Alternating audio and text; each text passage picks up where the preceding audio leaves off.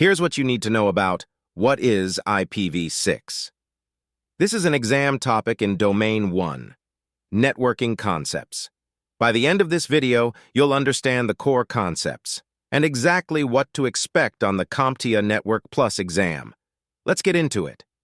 IPv6 is the next-generation Internet addressing protocol designed to replace IPv4.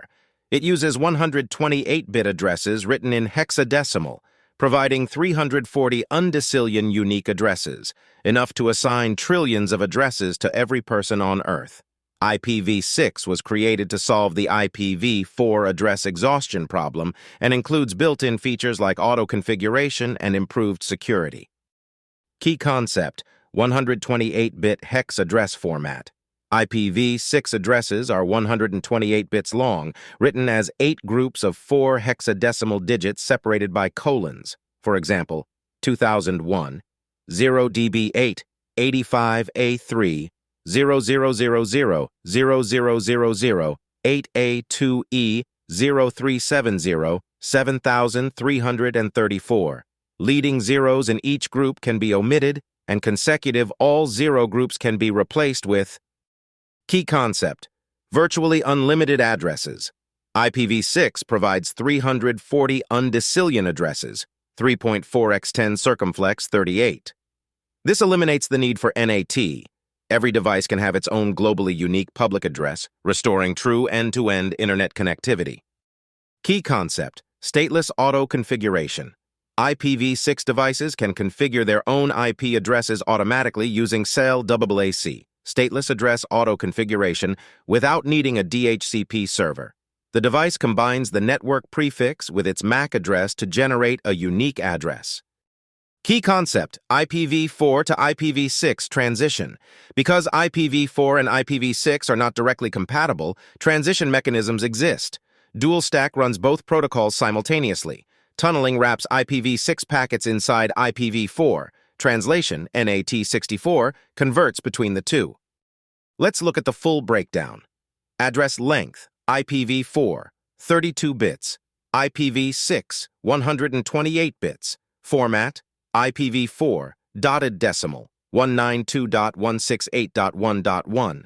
IPv6, hexadecimal with colons, 2001 db8 1.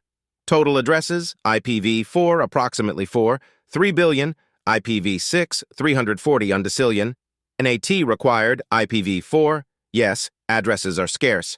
IPv6 no, every device gets a public address. Auto-config: IPv4 needs DHCP server.